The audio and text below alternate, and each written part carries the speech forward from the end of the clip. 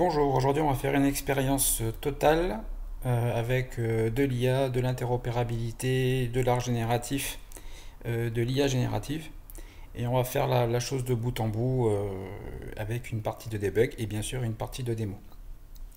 Donc la cible que je veux atteindre, c'est avancer sur la Smart City, sur les Smart Cities. Et donc pour cela, je vais demander à ChatGPT quelques éléments. Alors voilà, on va lui demander qu'est-ce qu'une Smart City. Comme ça, on va essayer de cadrer les choses. Ville intelligente, technologie de l'information. Voilà, ça c'est super important.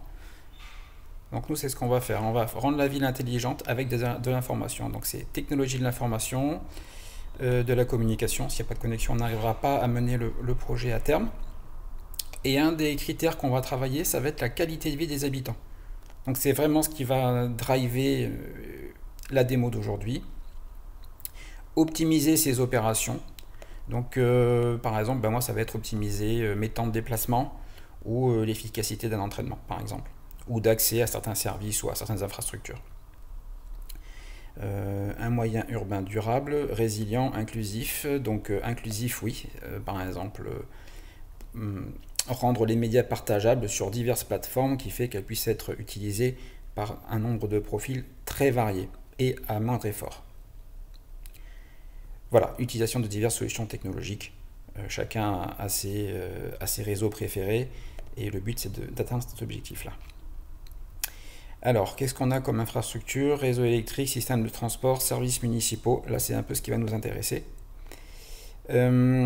Interconnecté grâce à des capteurs, des dispositifs de collecte de données. Donc là, on va vraiment être dans le vif du sujet. Et des réseaux de communication. Bien, ça, sans Internet, on n'arrivera pas. Voilà. Technologie en temps réel. Donc on va voir comment c'est possible, ou en tout cas comment ça a été possible. Consommation d'énergie, là je ne vais pas travailler là-dessus. Circulation routière, non. Qualité de l'air, oui. Je vais aborder le sujet. Et les déchets, c'est pas ce qui nous concerne. Ensuite, collecter pour prendre des décisions plus éclairées et mettre en place des améliorations dans différents domaines. Donc là, en l'occurrence, c'est le domaine particulier. C'est comment est-ce que je vais collecter ces données, les assembler ensemble et créer une expérience, je veux dire, de smart citizen améliorée. Feux de signalisation. Moi, en ce qui me concerne, ça ne va pas être les feux de signalisation, mais effectivement, je vais optimiser mon organisation personnelle. Ou le temps à passer à faire ce qui me plaît. En plus de l'efficacité opérationnelle, Smart City vise également à améliorer la qualité de vie des citoyens. Donc là, c'est exactement la cible que je vise aujourd'hui. Des services numériques accessibles à tous, oui, exactement, c'est ça que je veux faire. Les applications mobiles, oui, pourquoi pas. Des paiements électroniques, non, là, c'est pas ce qui m'intéresse aujourd'hui. Les informations sur les événements locaux, oui, on n'est pas très loin du sujet. Et donc là, en l'occurrence, je vais m'inscrire vraiment dans ce périmètre-là, dans cette mouvance-là, on va dire, encourager la participation citoyenne. Donc là, je me considère comme un citoyen et donc je vais participer de par la réalisation que je vais présenter aujourd'hui. Des questions liées à la vie privée. Donc là, il n'y aura aucune donnée personnelle qui va être utilisée. Donc de ce côté-là, on est tranquille, mais oui, il faut le prendre en considération, surtout si par exemple on prend des photos dans la rue. Numérisation excessive, là on n'a pas du tout ce problème-là, et vous allez voir pourquoi. De manière adéquate pour assurer le respect et la vie privée des citoyens, ça c'est fondamental. On va quand même demander une version plus courte pour voir sur quel point on peut se concentrer. Technologie de l'information, communication, la qualité de vie, optimiser les opérations urbaines, donc là ça va être les transports, collecte de données, oui, en temps réel, oui, analyse pour prendre des décisions éclairées, oui, donc là déjà on voit qu'on en fait un tir groupé. Les transports, oui, gestion des déchets, non, ça va pas être le sujet du jour. Durable, inclusif et efficace, oui, là c'est vraiment l'efficacité qui nous intéresse. Et comment expliquer cela à une classe d'élèves Imaginons par exemple, je vais dans une classe et présenter l'intérêt d'une Smart City pour éventuellement des projets pédagogiques. Là, il est parti pour en faire une dissertation.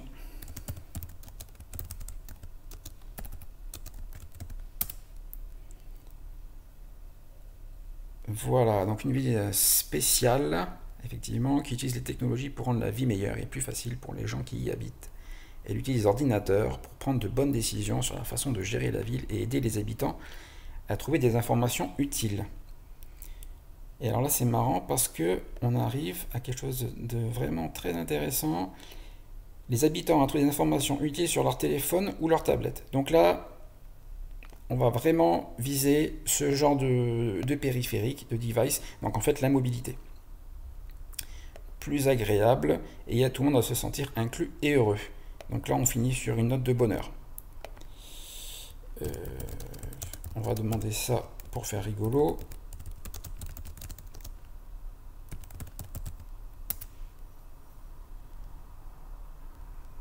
Voilà, donc ce sont des emojis qui sont très positifs et on va remonter le hashtag qualité de vie. Donc c'est ce qu'on va viser. Donc on va attaquer le pitch. En gros, c'est qu'est-ce qui pourrait bénéficier à la ville. Et donc là, je vais émettre une hypothèse. Et je vais poser la question. Alors, est-ce que si je crée un bot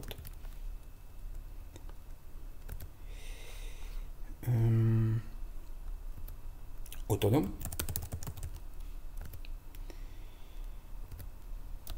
qui va à la plage, récupère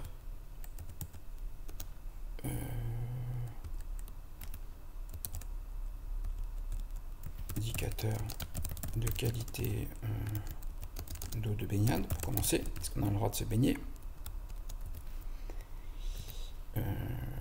Les éléments de météo, vent, ciel couvert ou pas,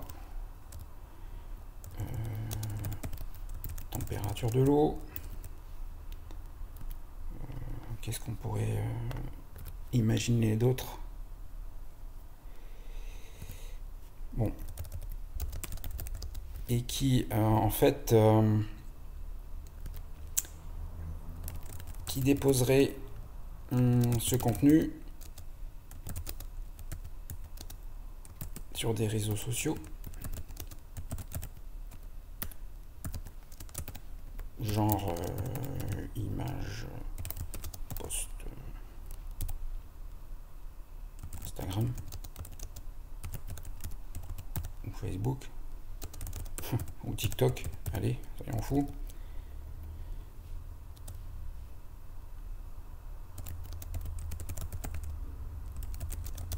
Est-ce que ça participerait à créer une Smart City?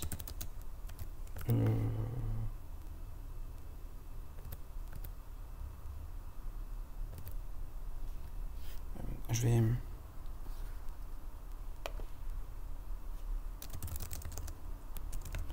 vais détailler, je vais renforcer encore afin de les rendre partageables sur téléphone. Je vais reprendre ce qu'il m'a dit.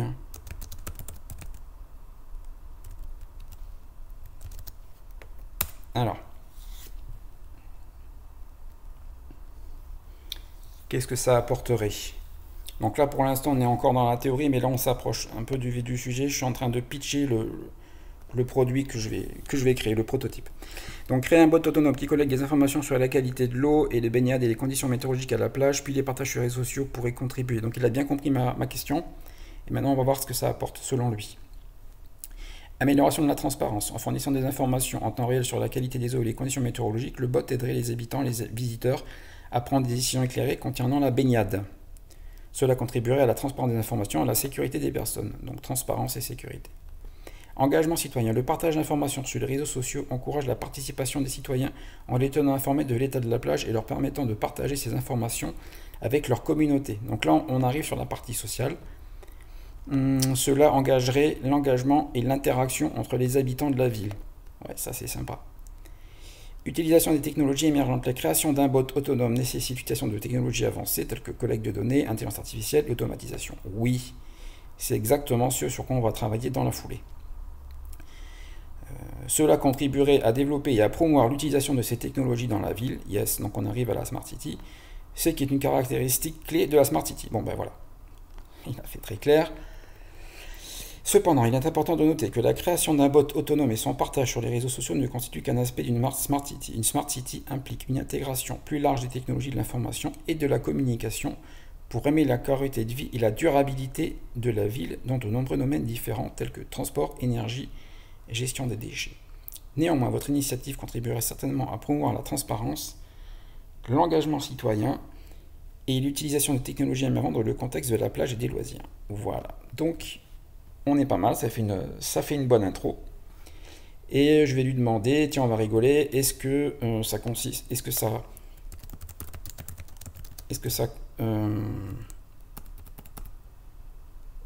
comment dire, partie de la, je cherche le hashtag qui va bien de la Tech for Good. On va voir, est-ce qu'on arrive à s'inscrire sur ce hashtag. Est-ce que ça matche la philosophie de ce hashtag? Alors, absolument, votre initiative de créer un bot autonome peut collecter et partager des informations, blablabla. La Tech for Good, technologie pour le bien, fait référence à l'utilisation de la technologie pour résoudre des problèmes sociaux et environnementaux, en améliorant la vie des gens, oui, et en contribuant au bien-être de la société. Exactement. Votre projet contribue à promouvoir la sécurité, la transparence et l'engagement des citoyens, ce qui est une utilisation positive de la technologie dans l'intérêt commun. Donc on est bien dans ce cadre-là. En partageant ces informations sur les réseaux sociaux, vous permettez aux gens d'accéder facilement à des données précieuses pour prendre des décisions éclairées. Donc ça, il nous l'avait déjà dit. En résumé, votre initiative de création d'un bot autonome pour partager des informations utiles sur la plage s'inscrit certainement dans le cadre de Tech for Good en utilisant la technologie. Ok. Donc, on va lui demander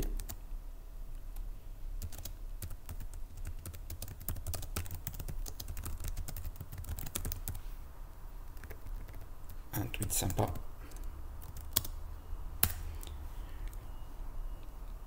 Alors, à quoi ça ressemblerait si je devais pitcher ça? Notre nouveau compagnon de plage est prêt à vous surprendre. Découvrez bientôt notre bot autonome qui vous donnera toutes les infos sur la qualité de l'eau, le temps et bien plus encore. Oui, bien plus encore, ça c'est bien vu. Restez connectés pour profiter de la plage en toute sécurité et partager ces moments mémorables avec vos amis. Ça c'est l'aspect social, où on va partager des ressources ou des médias. Tech for Good, ah ça c'est rigolo, plage intelligente et stay tuned. Ok, donc là on est pas mal sur le pitch. Et voilà, je veux quand même dire merci. Ok. Donc, ce qu'on va faire, c'est qu'on va utiliser plusieurs briques, comme ChatGPT l'a bien identifié. Et tout d'abord, on va commencer qui parle réseaux sociaux, parle images, généralement. C'est une conclusion à laquelle je suis arrivé assez rapidement. Et ça introduit la news de la semaine dernière, en fait. Donc 14 juin, où il y a eu réduction de prix sur les API OpenAI, une réduction vraiment importante. Et également un petit rappel sur le fait, donc là, la démo que je voulais vous faire, ça va être sur l'image generation de OpenAI qui est en bêta et que pour l'instant j'ai utilisé dans sa version gratuite. Il y a plein de façons de faire de l'image avec de l'IA, mais là j'ai voulu jouer avec celle d'OpenAI, donc en mode API. Donc il faut bien rappeler que OpenAI, c'est la société qui est derrière ChatGPT. Ensuite, juste pour vous montrer, donc quand j'ai fait cette création, J'ai été en mode gratuit, donc là je vais devoir recharger puisque, comme vous pouvez le voir, quand on commence, on a un crédit de 18 $. Et ça, j'ai mon free trial qui a expiré en fait. Donc je ne vais pas pouvoir vous montrer en live, mais je vais vous montrer un run passé de ce qui s'est passé, et il y a même plusieurs runs passés. Également, donc on peut faire de la génération d'images avec OpenAI. Il y a plein d'API qui sont dédiés, mais OpenAI il y en a une aussi, et donc je voulais voir un peu à quoi ça ressemblait et la facilité d'utilisation. Donc voilà, ça se passe ici. Donc après c'est super simple hein, comme code. On met un prompt, on récupère ça en sortie, et ce qui est marrant c'est que c'était en bêta, donc comme vous pouvez voir ici, et je voulais voir un peu à quoi ça ressemblait. Donc là pour l'instant c'est la partie technique. Et sinon, après, ben, évidemment, on peut utiliser Stable Diffusion. Donc, par exemple, sur la plateforme où je travaille, sur laquelle je fais mes développements, je peux l'utiliser localement, quitte à avoir du GPU. Donc là, on va changer de mode, mais voilà. Donc ici, je vais dire une plage un jour. En gros, hein, ça correspondra à ça, mon appel d'API avec davantage de choses. Et ensuite, j'appelle l'API. Ou alors, je fais ma compilation locale dans mon processus de création. Et en sortie, je vais avoir une image générée d'après un prompt. Donc pour rappel, ça c'est mon prompt. Et c'est ici, si vous voulez, que je vais rajouter de l'intelligence, du contexte, etc. Donc là, je peux générer une fausse photo d'une plage imaginée d'après le prompt. Donc là, il fait beau, etc., etc. Donc là, aujourd'hui, moi, ce que je vais faire, c'est que je vais appeler l'API d'OpenAI. Ensuite, dans le workflow, ce qu'on va faire, c'est qu'on va envoyer l'image sur une plateforme de réseaux sociaux dédiée au partage de ressources multimédia sur les réseaux sociaux. Donc je vais interroger ChatGPT. Voilà. Que je fasse pas de coquilles. Je vais m'appuyer sur la plateforme imagekit.io. Donc je vais faire juste une petite review de ce que ça fait, et après on fera la version courte évidemment. Donc moi je me suis penché sur cette plateforme là parce que j'avais besoin d'avoir une API et sortir mes images de mon runtime pour après les partager. Donc voilà, ce qui ressort, c'est une plateforme d'optimisation et de gestion des images pour les développeurs et les entreprises. Bon ben là, je vais me dire que je suis un innovateur en herbe. Et ça, voilà. Ça, c'est super efficace. Donc, on peut optimiser et fournir des images de manière efficace sur le web et les applications mobiles. Ça veut dire que l'image, elle va s'adapter. On va voir s'il est capable de donner un peu plus de détails. Permet de compresser et d'optimiser automatiquement les images pour réduire leur taille sans compromettre la qualité visuelle. Voilà, c'est exactement ce qu'on veut. Donc, selon le périphérique où on est, ça va utiliser moins de bande passante. Voilà. Voilà, une performance du site. Ça veut dire que les sites qui vont venir utiliser ces images, selon comment ils vont s'afficher, eh bien ça va toujours être optimal en termes de débit. Ça veut dire qu'en gros, ben, voilà, le temps de chargement des images, le site va rester vraiment dynamique. Manipulation des images. Donc après, on peut faire des ajustements et les programmer. Donc moi, je les ai juste envoyés comme ça. On peut mettre des filtres, on peut les faire tourner et on peut les cropper. Ensuite, il y a la partie stockage. Moi, j'ai utilisé le stockage par défaut, mais il y a plein d'options pour stocker sur d'autres backends. Et livraison rapide, donc ça aussi c'est super intéressant, c'est qu'on a des Content Delivery Network, donc on peut avoir des caches, et par exemple Akamai et autres. Donc vraiment les images vont super vite.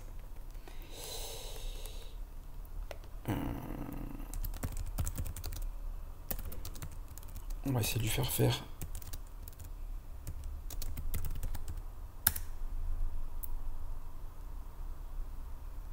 Alors, Imagekit, une plateforme qui offre des fonctionnalités d'optimisation, de manipulation et de livraison rapide des images. C'est exactement ce que je veux faire, puisque moi je vais générer des images et je veux les livrer quelque part pour qu'ensuite d'autres puissent venir les utiliser. Pour améliorer les performances de l'expérience utilisateur, donc là ça va être le Smart Citizen, l'expérience utilisateur sur le web et les applications mobiles. Donc on est vraiment Voilà. On est vraiment dans le vif du sujet. Et tout ça, après, c'est la plateforme qui va gérer. Donc, c'est vraiment ce qu'on veut. Ensuite, parmi les indicateurs, on avait parlé de météo. Donc là, on va utiliser Open Weather Map qui sert les informations météo sur certains quotas gratuitement en API. Et c'est là-dessus que je vais m'appuyer. En ligne, qui fournit des données météorologiques en temps réel et de prévision météorologique pour les emplacements du monde entier, et peut utiliser l'API pour intégrer ces données météorologiques dans leurs applications, sites web ou services. Donc là, par exemple, si je vais sur le web, moi ce qui va m'intéresser là, ça va être le Nowcast, le Todaycast. Donc je vais aller chercher, allez, je vais le laisser y arriver tout seul. Hop.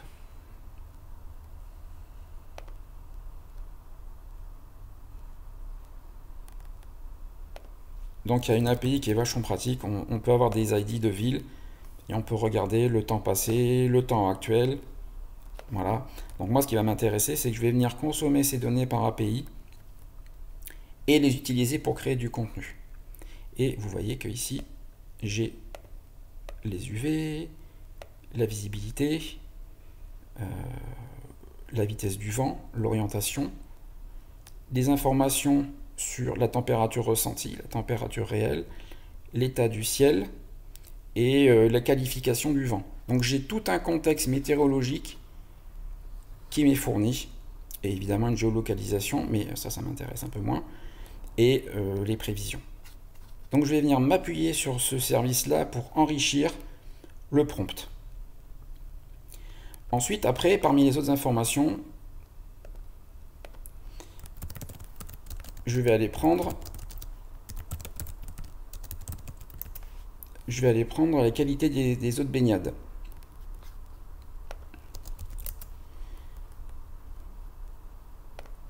Donc là, il y a eu une petite évolution sur le site, comme j'ai déjà montré par avant. Donc là, ce prototype-là, il a eu marché, mais maintenant il ne marche plus. Parce qu'en gros, avant, on avait ici les éléments, on avait des drapeaux, mais depuis, on n'a plus ça. Donc là, l'idée, c'est de venir sur chaque item, en web scrapping, là, on n'a pas d'API, récupérer la qualité de l'eau. Donc là, voilà, maintenant, c'est en version PDF, et on a les dates de prélèvement, l'heure de prélèvement et ces métriques-là. Donc là, si on voulait, il faudrait venir ici et exploiter ces données. Donc là, mine de rien, quand même, on a la météo, la qualité de l'eau, on commence à être pas mal. Et donc, on va pouvoir commencer à explorer le prototype et vraiment le bot, en fait, l'ensemble de code qui va faire le boulot. Alors, c'est parti. Donc déjà, pour commencer, en input, on va remarquer qu'il n'y a aucun data source, on utilise le web. Donc, soit des sites web, soit des API. Et en output, on va avoir la photo inventée. Donc là, on imagine que c'est le petit robot qui, virtuellement, en utilisant des web services, a créé cette image. Et donc, en utilisant les données qu'on lui a données avec le prompt, il a créé cette image et on l'a stockée ici. Et là, donc ça, c'est l'image statique. Et là, c'est l'image horodatée. Donc, la dernière fois que j'ai pu utiliser ce job, parce que ça, c'est un processus qui tourne tous les jours. Donc, la dernière fois qu'il a tourné avec succès, c'était le 25 mars. Donc, c'est parti. Donc, pour commencer, on va installer OpenAI. Et ensuite, je vais venir charger ma clé dans mon runtime, qui est en secret. Donc, en fait, je peux montrer mon code. Il n'y a aucun souci. Et puis, de toute façon, la clé est morte. Ensuite, je vais commencer par aller récupérer les conditions actuelles météo. Donc là, en fait, c'est assez simple. Je vais appeler l'API. Je vais lui dire où est-ce que je suis. Et ensuite, je vais lui donner ma clé. Donc j'ai droit à pas mal d'appels, hein, vraiment, on est vraiment large.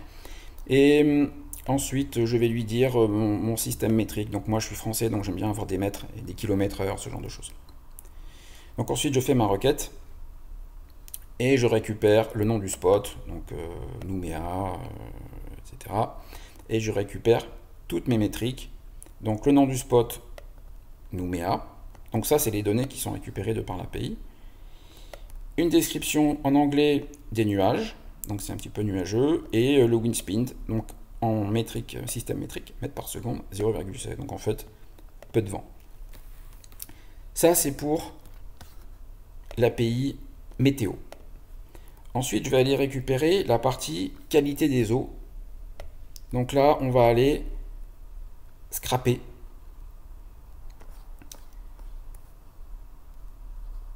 Idéalement, voilà ce genre de choses. Donc, là, c'est un prototype. Donc, je vais moquer. Donc, on dit que le drapeau est bleu, parce qu'à l'époque, c'était comme ça. On va dire que c'est la baie des citrons.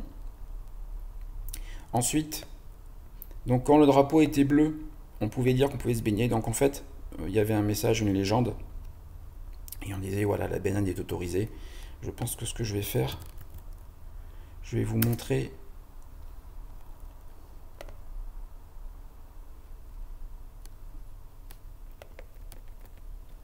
Je vais vous montrer à quoi ressemblait le panneau avant.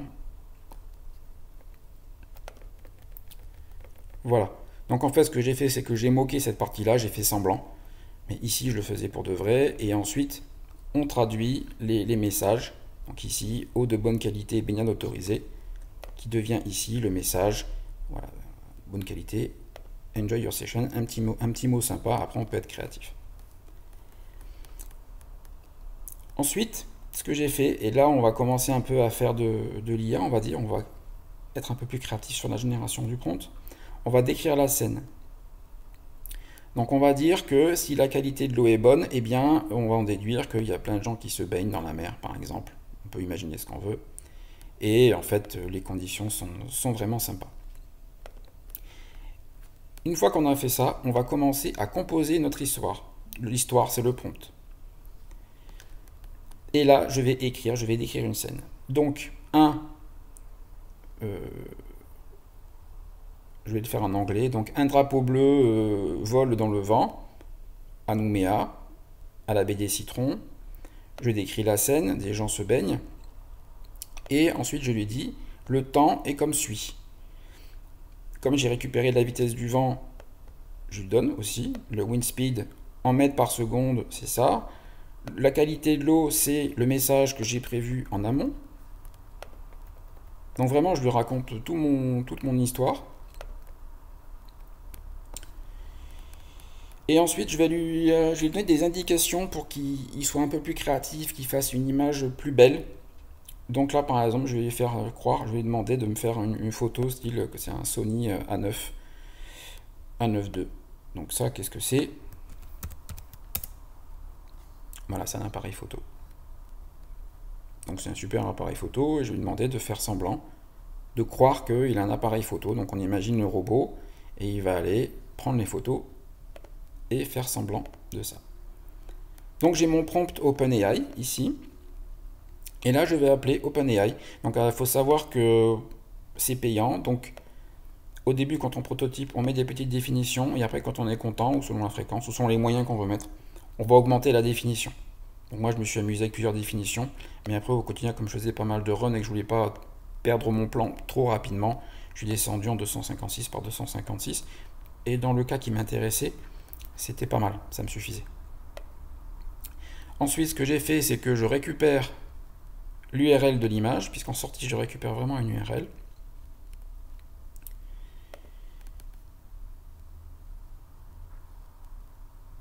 Voilà. Et là, je vais afficher mon prompt. Donc, a blue flag waving on the beach at Nouméa, baie des Citrons. A lot of people are swimming in the sea. A lot of children are playing in the sea. Weather that follows, forecast clouds, and the wind speed in meters per second. Good quality water, swimming allowed, enjoy your session, shot by Sony. Voilà, ça c'est le prompt complet.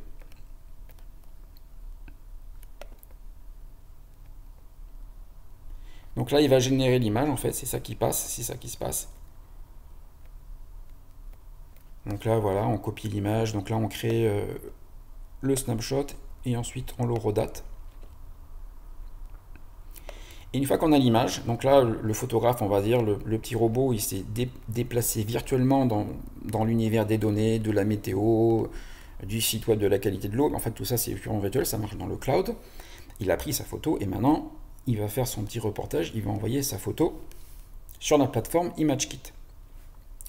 Donc là, j'étais en mode prototype, donc j'ai laissé ma clé privée, je ne l'ai pas mise en secret, mais elle est caduque, elle a déjà été changée, donc je peux vous la montrer sans trop de risques. Donc il y a la clé publique qui est utilisée pour partager avec d'autres les ressources. Et puis voilà. Donc là, j'ai créé mon objet ImageKit. Et ce que je vais faire, c'est que je vais développer mes photos, en gros. Je vais les déposer sur un dossier dédié. Et je vais horodater mes contenus. Donc là, par exemple, je vais aller dans le dossier à distance au Nouméa, au Benya Nouméa. Je vais créer un répertoire par année. Je pensais que ça durerait plus longtemps, mais voilà, donc bon, j'ai été coupé dans l'élan. Et ensuite, très intéressant, donc là j'ai fait simple, on peut faire des choses bien plus sexy éventuellement, ou plus riches. C'est qu'on va venir mettre des métadonnées, des tags. Donc là j'ai mis par exemple le nom de la ville, le nom du créateur, donner des credentials, dire qui a créé l'image, mais aussi je pourrais très bien mettre la qualité de l'eau de baignade, la latitude, la longitude, la vitesse du vent, plein d'autres choses, plein d'autres métadonnées qui pourront être utilisées par les clients qui vont venir utiliser les images. Et ensuite en sortie, donc voilà, là on fait l'appel. Et là, typiquement, je récupère en sortie une URL. L'URL de la photo, donc avec la définition que j'ai demandé. Donc, job done.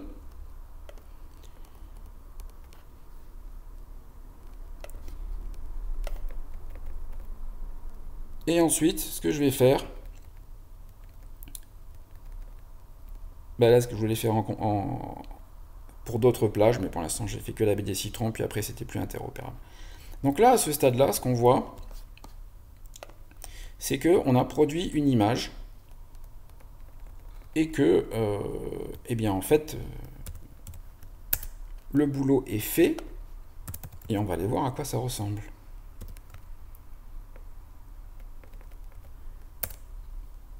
Voilà.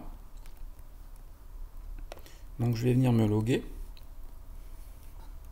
Donc là, mon robot, on a fini la démo du robot. Maintenant, je vais me positionner en tant qu'exploitant de ces images. Imaginons que j'anime une plateforme sociale ou que je vais faire des slideshows, des applis mobiles avec l'image du jour, ou venir rajouter, incruster des choses, ou faire un post Instagram, mettre des filtres. Enfin, après, c'est que l'imagination qui va être limitante, on va dire. Et donc là, je vois bien mon répertoire Kaggle au Benya Nouméa. Donc là, juste, on va faire un petit retour.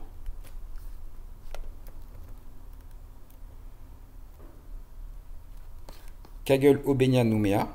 Donc on est bien ici. Donc le répertoire, il a été créé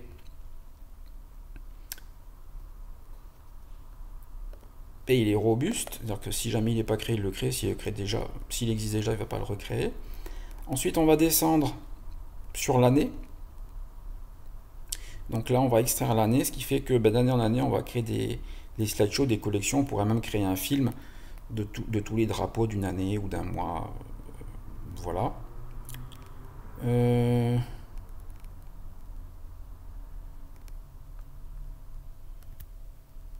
Et ensuite, je vais venir explorer la galerie de photos virtuelles prises par mon robot. Donc si je viens me positionner sur une image, je vais voir remonter les tags que j'ai mentionnés. Donc c'est exactement le contenu que j'ai mis ici.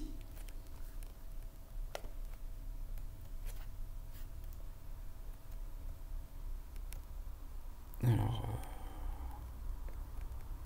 un peu plus bas.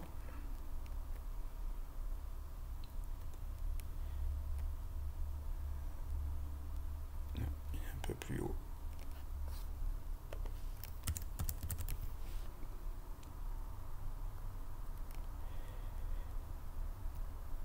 Voilà. Donc là, je vois que les tags, il y avait Numea, Rastadidi et Generated by OpenAI. Numea, Rastadidi, OpenAI. D'accord, donc on retrouve bien nos petits. Et ensuite, après, ben, je peux faire des opérations de maintenance sur les images, etc., etc. Je vais revenir ici. Et donc là, on voit que sur cette période, en fait, il n'y a eu que des drapeaux bleus. Par contre, les météos ont été changeantes. Et donc, on voit ici, c'est ça qui est vraiment sympa. Eh bien, on voit... ça, c'est moins intéressant. Donc, on voit que la météo a évolué au gré des jours. Et que selon... Alors, déjà, on va parler de la couleur du ciel. Donc là, un petit peu nuageux. Ça veut dire que WeatherMap m'avait dit un petit peu cloudy. Là, on a un beau ciel bleu. Après, il y a eu quelques hallucinations sur le drapeau, mais le drapeau est toujours bleu, de la bonne couleur. Également, on avait dit le vent. Donc là, on voit qu'il y a un petit peu de vent. Là, on voit qu'il y a vraiment pas mal de vent. D'ailleurs, l'intelligence artificielle a halluciné et a déduit que vu qu'il y avait beaucoup de vent, la mer était agitée et que le drapeau était détérioré. Donc tout ça, c'est de l'hallucination. Ici aussi, beaucoup de vent, donc le détérioré. Ici, très beau temps, calme, peu de vent. Si j'avais mis ça dans les tags, ben, on l'aurait vu. Et donc, ben, en tout cas, 100% de bleu, là, très belle journée. Là, vent et grand ciel bleu, voilà. Donc le reportage photo est terminé. Et après, on peut embarquer et puis on peut taguer en masse, on peut copier, on peut exporter, on peut zipper. Après, c'est un autre processus qui est plutôt du marketing, du web, voilà, ce genre de choses. Pour finir, ah oui, donc là les images, normalement, je crois qu'elles sont publiques en plus. Pas besoin de s'authentifier pour venir les consommer, donc après on les partage, enfin on mène les choses comme on veut. Et là on retrouve au passage la définition 256 par 256. Voilà. Donc quand même c'est super sympa, et tout ça, ça se fait tous les jours, tout seul. Et donc après on peut inventer plein d'autres choses. Ben voilà, ça clôt la démo du jour. Donc vous avez vu un processus complet de A à Z.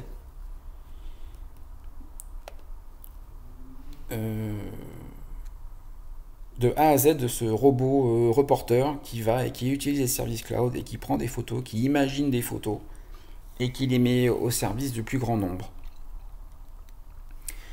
Ça clôt la démonstration. Comme d'habitude, ce que je vais faire, c'est que je vais rendre ce notebook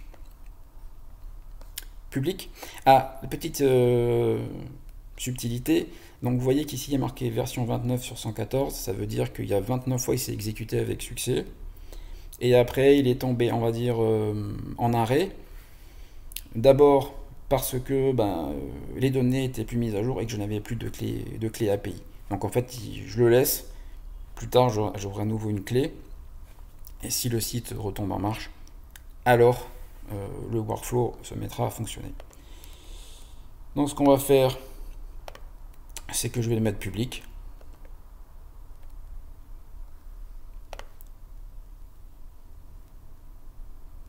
Voilà, c'est fait. Donc il suffit d'aller ici. Et on va poser une petite question rigolote pour finir.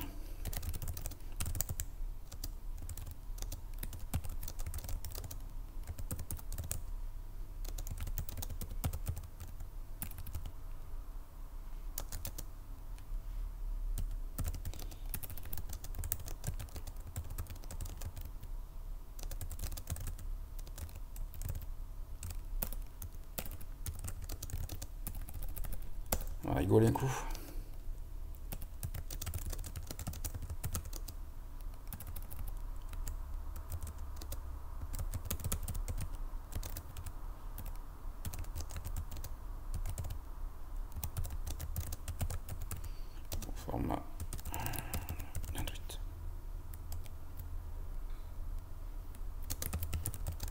rend la chose fun.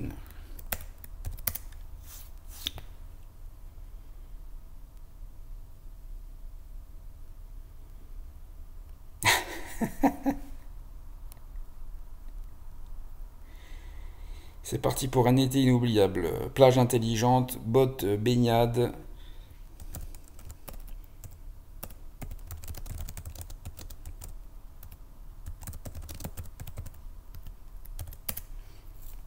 Voilà, donc le mot de la fin, je crois que c'est celui-là. Et je vais lui donner un feedback très positif. Donc voilà, notre bot est prêt à faire des vagues sur les réseaux sociaux, prêt à partager les plus belles images de la plage, même si elles sont inventées, avec les infos météo en prime. C'est parti pour un été inoubliable. Plage intelligente, bot baignade, célébration en images. Yes, et ben voilà, ça clôt la démo du jour. Continuez à apprendre et à vous amuser.